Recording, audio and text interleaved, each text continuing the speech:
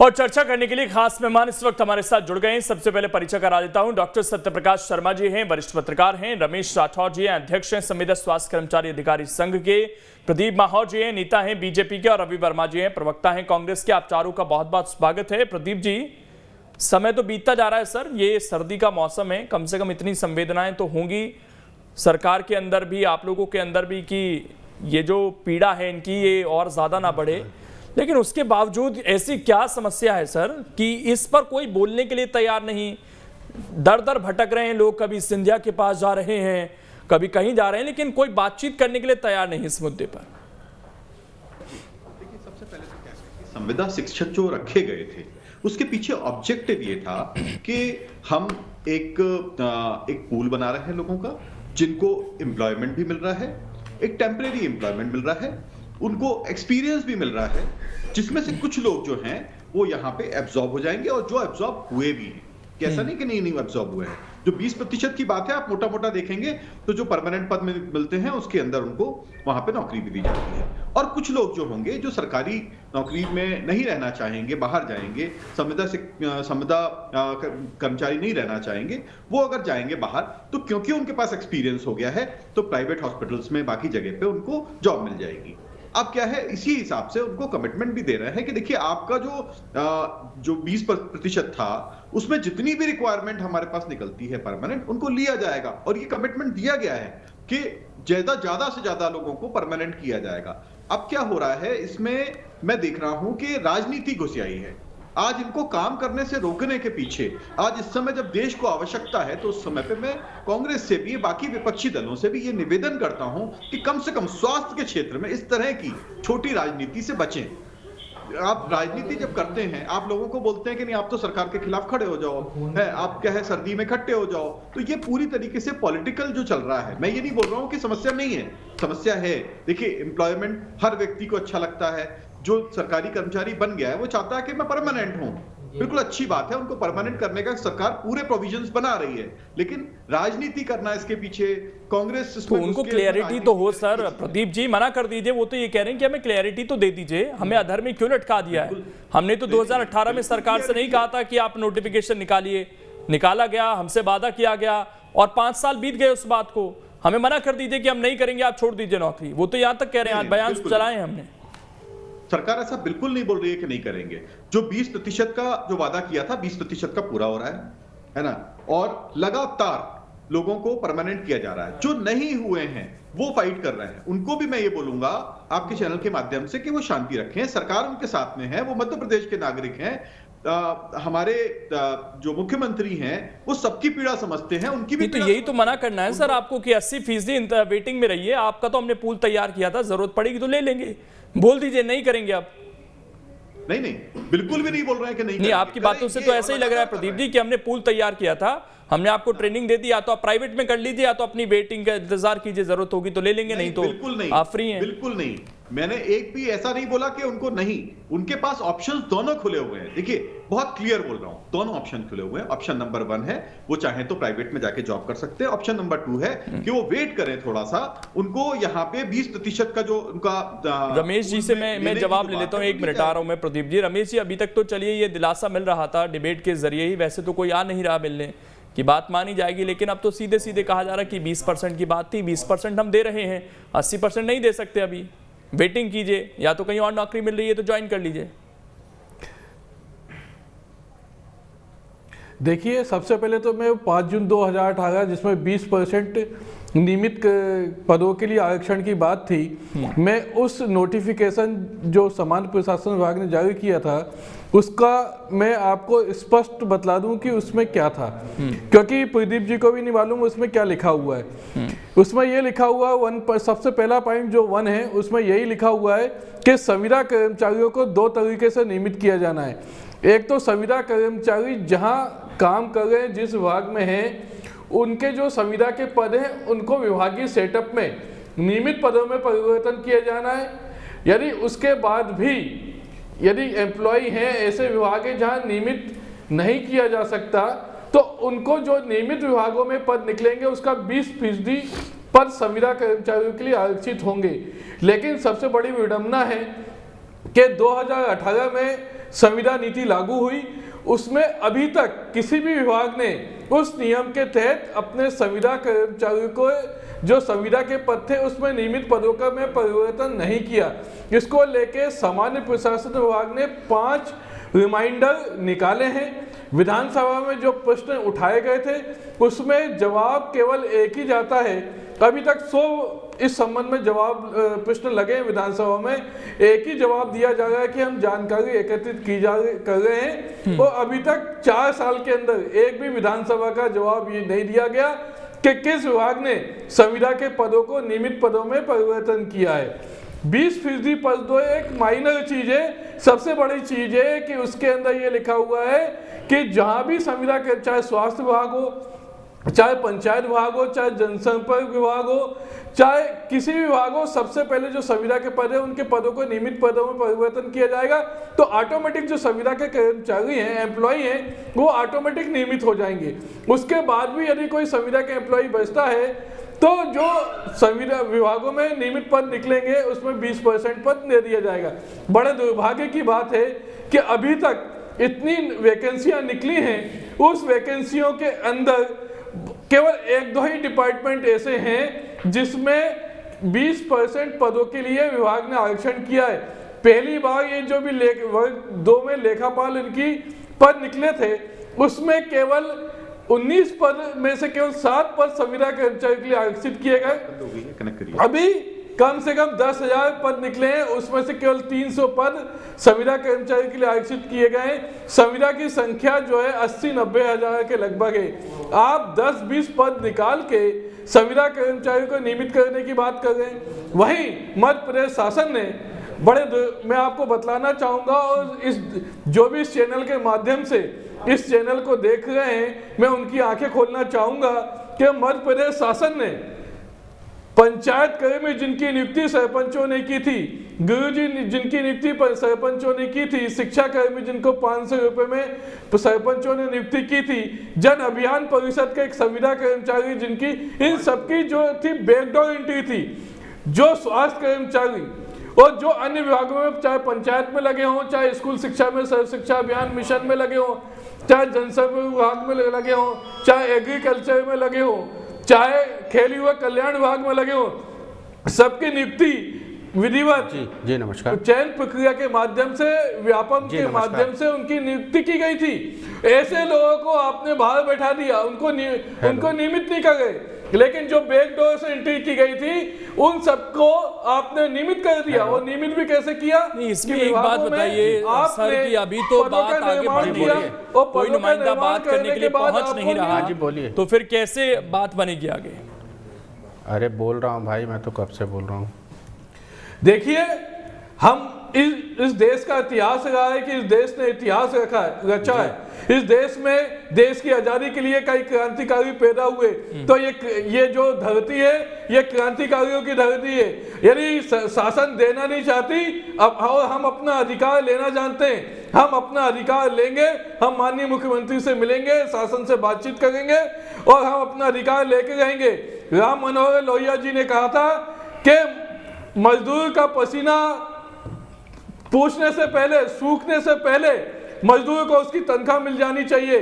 हम अपना अधिकार मांग रहे हैं। एक तरफ वो नियमित कर्मचारी जिनको आप 80-90 हजार देते हैं, आप एक तरफ संविदा कर्मचारी जिनको 5 से 10 हजार लेते हैं और समान नियमित कर्मचारी के समान वेतन लेते हैं, और हम लोगों को उनसे 1/4 वेतन लेते हैं। ये कहाँ की न्याय है? ठीक, मैं लौट रहा हूँ आपके पास। सत्य प्रकाश जी, देखिए 20 का कि आप सुबह से शाम समय बहुत बड़ा होता है अपने आप में, काम देते हैं, लेकिन उसके बावजूद अभी स्थिति ये है कि कोई बातचीत नहीं हो रही है, ना कोई सॉल्यूशन निकलता दिख रहा है।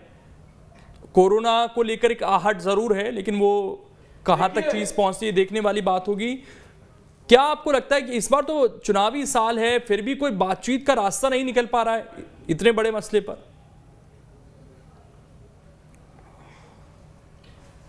देखिए, एक मिनट सत्य प्रकाश जी, आवाज पहुंच पा रही है आप तक? हम अपना आंदोलन, चलिए रवि वर्मा जी से मैं रिएक्शन ले लेता हूं, उसके बाद मैं सत्य प्रकाश जी के पास आ रहा हूं। रवि वर्मा जी, आपकी सरकार भी रही सर, और संविदा कर्मी तो ये कह रहे हैं कि संविदा नीति तो पिछली सरकार ही देकर गई थी 2018 में, उसके हिसाब से आप काम कर सकते थे 15 महीने में, नोटिफिकेशन जारी था, आप लोग तो वादा भी कर आए थे, उसके बावजूद क्यों बात आगे नहीं बढ़ पाई उस समय?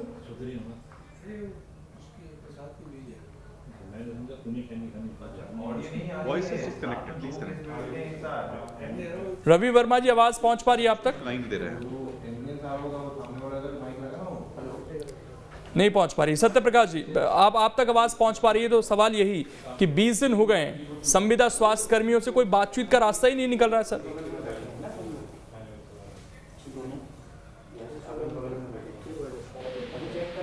डॉक्ट्राइन ऑफ नेट ये कहता है कि जो व्यक्ति जो समान काम कर रहा है उसको समान पैसे मिलना चाहिए, समान वेतन मिलना चाहिए। लेकिन देश का दुर्भाग्य है जहां दो नीतियां चलती हैं। काम आप देखिए, हायर एजुकेशन में देखिए, हायर एजुकेशन में एक जो यूनिवर्सिटी में कोई प्रोफेसर पढ़ा रहे हैं, जो फैकल्टी मेंबर्स हैं, 8 या 10 हजार रुपए तक पाते हैं अगर उनके एक पीरियड रोज लगता है, और वहीं पर एक प्रोफेसर 2.25 लाख और 2.5 लाख रुपए कमाते हैं। क्या देश का दुर्भाग्य है? कैसे क्वालिटी आएगी? ठीक उसी प्रकार से मैं यहाँ एक चीज जो कहूँ कि स्वास्थ्य कर्मी जो हड़ताल पर हैं, किसी भी देश के लिए 3 चीजें बहुत महत्वपूर्ण मानी जाती हैं: स्वास्थ्य, शिक्षा और सुरक्षा। ये कभी लाभ के काम नहीं होते, ये हमारा कानून भी कहता है, ये सेवाएं हैं, ये सरकार की बाध्यताएं हैं। एक पब्लिक वेलफेयर के लिए अच्छी सरकार को इन पर गंभीर चिंतन और काम करना चाहिए। लेकिन मुझे आश्चर्य है कि यही संविदा कर्मी जो स्वास्थ्य में है, इन्होंने लगभग 2 साल देश जब बुरे दौर से जूझ रहा था, लोग घर से बाहर निकलने में डरते थे, उस समय अपनी जान को जोखिम में डालकर, जबकि निश्चित नहीं था कि इनके साथ अगर कुछ हादसा हो जाता तो इनके परिवार को क्या बेनिफिट मिलता, बावजूद भी कोरोना की लड़ाई में जैसे पुलिस, एडमिनिस्ट्रेशन और इन लोगों ने जो भूमिका निभाई वो सराहनीय है और उसको अप्रिशिएट किया जाना चाहिए। इन हालातों में अगर प्रदेश के मुख्यमंत्री शिवराज सिंह, जो बहुत ही संवेदनशील माने जाते हैं, ये इसमें कोई दो राय नहीं है, वो निर्णय भी लेते हैं, लेकिन मुझे आश्चर्य हो रहा है कि वो अभी तक आगे नहीं आए। अब मैं आपके इस सवाल पर थोड़ा सा मुझे सवाल आ रहा है। आप ये चीज जरूर कहते हैं, क्या कर सकता हूँ, आपकी रिपोर्ट में भी आ रहा है कि आपदा में अवसर। मैं देखिए, विपक्ष की अपनी भूमिका होती है, विपक्ष कोई सरकार तो है नहीं। विपक्ष के पास 2 रास्ते हैं कि अगर समाज में कुछ चीज ऐसी घटित हो रही है जिससे लोग आहत हैं, तो उसको पहले तो उत्सव को समझें, समझने के बाद जो प्लेटफॉर्म आपके पास हो, या हाउस हो या फिर हाउस के बाहर मीडिया हो, उसमें आप इन मुद्दों को उठाएं। तो ये अगर अपोजिशन जा रहा है तो वो अपना धर्म निभा रहा है, ये लोकतंत्र का नियम है। लेकिन सरकार इतनी गंभीर क्यों नहीं है इनके मामले में? क्या एक बड़ा इकोनॉमिकल बर्डन इन पर आने वाला है, ये कारण है, या कोई दूसरे कारण है? लेकिन आजकल एक चीज और भी देखी जा रही है कि जब इलेक्शन करीब आते हैं तो एक प्रेशर ग्रुप आते हैं जो कहीं ना कहीं प्रेशर डेवलप करने के लिए सरकार पर अपनी मांगे मनवाने के लिए उस वक्त की तलाश करते हैं जब सरकारें कुछ घोषणाएं करने के मूड में होती है। मुझे ऐसा लगता है कि कहीं ना कहीं इसको बड़ा एक पॉलिटिकल इशू बनाकर सरकार एंड टाइम पर इनके पॉलिटिकल गेन लेने के लिए इनके फेवर में कुछ घोषणाएं बाद में करेंगी। लेकिन ये स्वभाव दोनों का हो गया, ना केवल प्रेशर ग्रुप का बल्कि सरकार का भी। लेकिन सत्य प्रकाश जी, उससे फायदा क्या? क्योंकि 2018 में तो ऑलरेडी सरकार ये वादा कर चुकी थी इनसे, उसके लिए नोटिफिकेशन भी कर दिया, लेकिन ऐसे चुनावी प्रेशराइज करने से कुछ हासिल होगा क्या?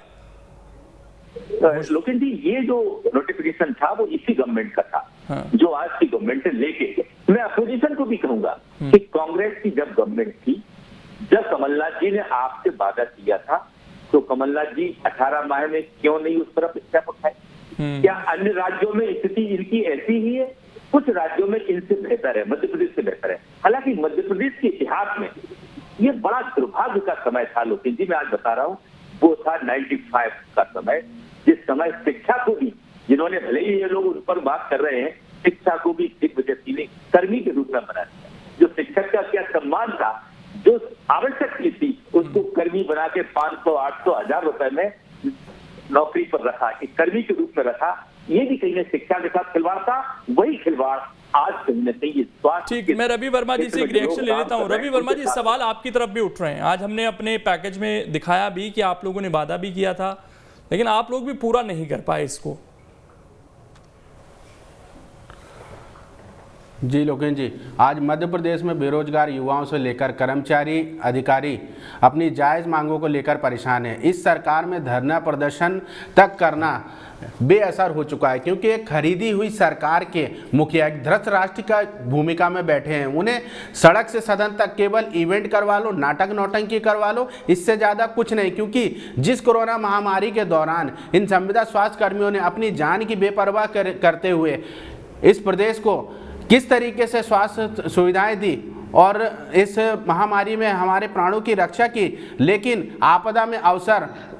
आपदा में जो है मालाएं पहनाई गई, फूल पहनाए गए, लेकिन आज जब आपदा से बाहर आ गए तो इस सरकार का दोहरा चरित्र देख रहे हैं। हमारी सरकार में हमने उन्हें नियमित करने का कदम उठाया था, लेकिन इस खरीदी हुई सरकार ने कहीं ना कहीं चोरी के रास्ते से हमारी सरकार को गिराया, जिससे सबसे बड़ा नुकसान आज ये हुआ कि इन संविदा कर्मी हैं वे नियमित नहीं हो पाए। आज मध्य प्रदेश की इस हालत को बिगाड़ने के लिए कौन जिम्मेदार है? कहीं ना कहीं एक धृतराष्ट्र की भूमिका में बैठे शिवराज सरकार की जिम्मेदारी बनती है कि वे अब तो कम से कम जागें। अगर चोरी के रास्ते से सरकार ही बना ली तो कम से कम इन संविदा स्वास्थ्य कर्मियों का तो भला करें। कुल मिलाकर कितना समय लगता है कि अगर संविदा कर्मियों को नियमित करना है? और अगली बार ये अगर आपको वोट देते हैं, क्योंकि अब तो चुनाव का समय है, हमारी सरकार इन्हें नियमित करने की प्रक्रिया जारी कर चुकी थी, लेकिन सरकार चोरी से रास्ते से बनाने वालों ने आज उनका नुकसान किया है। हमारी सरकार ने कदम उठा लिया था कि इन्हें नियमित करने का कदम उठा चुके थे, प्रक्रिया प्रारंभ कर चुके थे, लेकिन चोरी के रास्ते से जिन्होंने सरकार बनाई है आज उन्होंने उनका हक अधिकार छीना है और आज वे धृतराष्ट्र की भूमिका में बैठे हैं। प्रदीप जी बोलिए। जी देखिए क्या है, ये यहाँ पे बैठ के ऐसी बड़ी बड़ी बातें कर रहे हैं, धृतराष्ट्र ये वो पता नहीं कहां से अलग अलग शब्द लेके आए हैं, यहाँ पे पूरा महाभारत का पूरा एपिसोड बनाना चाहते हैं। लेकिन इनको थोड़ा समझना चाहिए, इनकी सरकार राजस्थान में है, राजस्थान में वहां पे इससे भी ज्यादा बुरी स्थिति है, क्योंकि वहां पे जितने भी संविदा। अरे प्रदीप जी, मध्य प्रदेश की चर्चा के लिए बैठे हैं आप या राजस्थान की चर्चा करना चाहते हैं? कब तक कौवा कान ले गया बोलकर आप गुमराह करेंगे मध्य प्रदेश के लोगों को? मध्य प्रदेश की चर्चा के लिए बैठे हैं आप। राजस्थान की जब बारी आएगी, जब राजस्थान की चर्चा की जाएगी, लेकिन यही आपका दोहरा चरित्र है कि जब आप मध्य प्रदेश की बात करते हैं तो आप राजस्थान चले जाते हैं, और जब राजस्थान की बारी आती है तो छत्तीसगढ़ चले जाते हैं। यही आपका दोहरा चरित्र है। मध्य प्रदेश की आज बात हो रही तो मध्य प्रदेश पर आज चर्चा होनी चाहिए। मुद्दों से गुमराह करने वाली भारतीय जनता पार्टी का दोहरा चरित्र, मुद्दों से गुमराह करने वाली भारतीय जनता पार्टी। अगर ये लगातार पीछे एक मिनट रवि जी एक मिनट। प्रदीप जी जल्दी से, मेरे पास समय वैसे भी कम है, जल्दी से अपनी बात पूरी कर लीजिए। Ravi ji 1 minute please. Ravi ji 1 minute. ये सिर्फ ड्रामा करना जानते हैं। नहीं, अब इसका सॉल्यूशन क्या है? देखिए डिबेट को खत्म कर रहे हैं हम, सॉल्यूशन क्या है? कोई आश्वासन? सॉल्यूशन ये है, ये कर्मचारी हमारे हैं, हम लोग इसके ऊपर विचार कर रहे हैं, बिल्कुल इसके ऊपर करेंगे। लेकिन मैं कांग्रेस से पूछना चाहता हूं कि इन्होंने भी एक वादा किया था मध्य प्रदेश में, वो पूरा नहीं किया। राजस्थान में बहुत ही बुरी स्थिति है, वहां पे संविदा शिक्षक बहुत बुरी तरीके से फाइट कर रहे हैं। यहाँ पे कुछ लोगों को एम्प्लॉयमेंट मिला, वहां पे तो किसी को नहीं मिला। यहाँ पे 100% को मिलेगा सर या नहीं मिलेगा? इसका संविदा स्वास्थ्य कर्मी बिल्कुल मिलेगा, शांति रखनी चाहिए भविष्य में। समय इतना ही है, बहुत शुक्रिया आप सभी का जुड़ने के लिए और इस चर्चा का हिस्सा बनने के लिए। लेकिन 20 दिन का समय, जनवरी का महीना, दिसंबर का आधा महीना निकल गया, बहुत होता है, ठंड का वक्त है, ऐसे में बातचीत करनी चाहिए इनको, जो अपनी बात है वो रखनी चाहिए सरकार को, ताकि इनकी हड़ताल खत्म हो। छोटा सा ब्रेक, खबरें लगातार जारी हैं।